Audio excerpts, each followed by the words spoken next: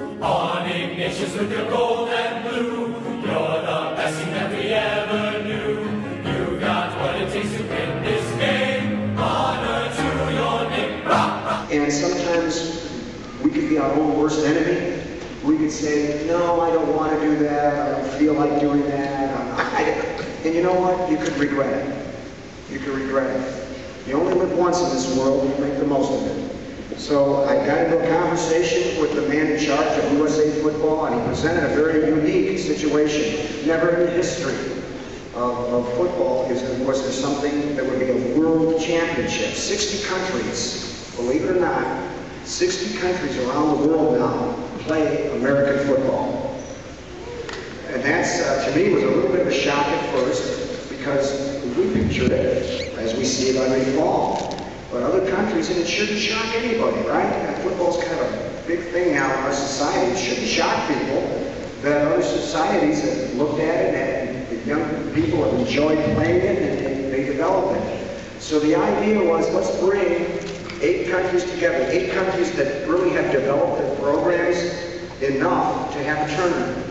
And have it really very much like the Olympics. Picture that, very much like the Olympic Games, where you compete, you celebrate the game. And that was kind of the theme of this whole thing, was to celebrate the game. And what was a big challenge for us would be that I would gather 9 other coaches from all over the United States.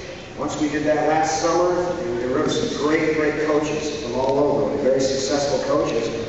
Trying to get players now would be an issue. So the process really began, so you know, I would call Jim Tressel at Ohio State, Mark D'Antonio at Michigan State, Frank B., the head coach at Virginia Tech, and simply ask, hey, I explained the program, what we're going to try to do with this, and see if they had some, if they felt that the kids could become involved with it, because of course they'd be a little worried about injuries and so on. But I think they got into the idea, you know what, this is good for football, and it's good for the youth of the world. Because it's an interesting thing that happened, fellas. What we all decided to do in this tournament was take all the politics that are going on in the world and leave them outside the stadium. Don't worry about it. Leave the politics outside the stadium, come into the stadium, and let's play the game of football and celebrate it. And that's what kids did. And really, obviously, we brought in a team of Division I football players, guys from Ohio State, Michigan State, Oregon State, Virginia Tech, all over.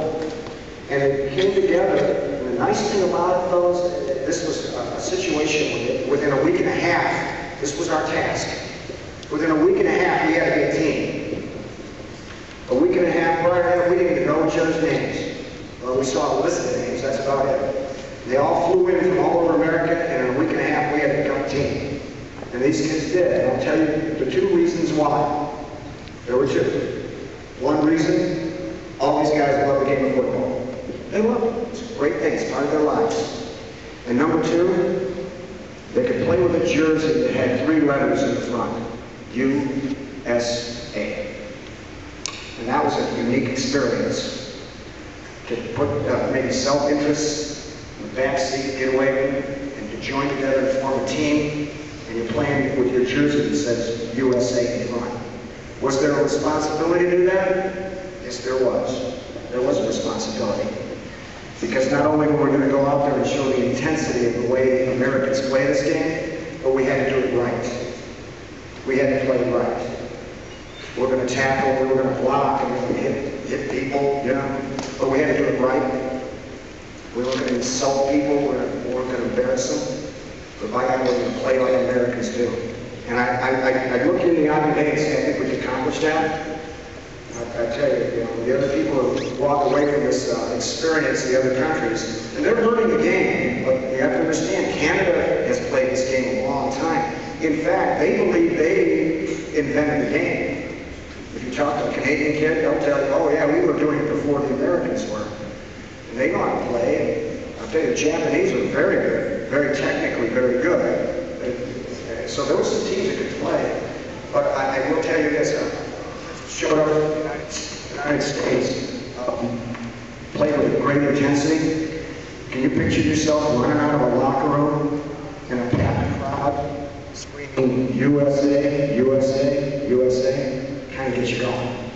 So it was a great experience, and I think what we were able to do yesterday is we have a lot of friends, not only all over America, but all over the world, because our kids got text message, text numbers and cell phone numbers from kids from Sweden and Germany and Japan and from all over the world. And they're going to continue their friendships, because you know what? This is the 21st century. And that's the thing you have to realize. This world is kind of small now, and you'll have friends from all over the world, and that's a good thing. That's a very good thing. They're not the fastest guys in the world. There were teams that had more talent than we did, but they had a work ethic. And if that you can learn what a work ethic is, fellas, you will succeed. Because you're going to meet a lot of talented people in this world, guys. There are lots of talented people in this world. I witnessed it. I can tell you, honestly, I witnessed it the last week and a half. There's a lot of talented people in this world. But your work ethic is the thing that puts you on top. I don't care what career you go into. Not all of you are going to be professional athletes. You're going to go into other careers.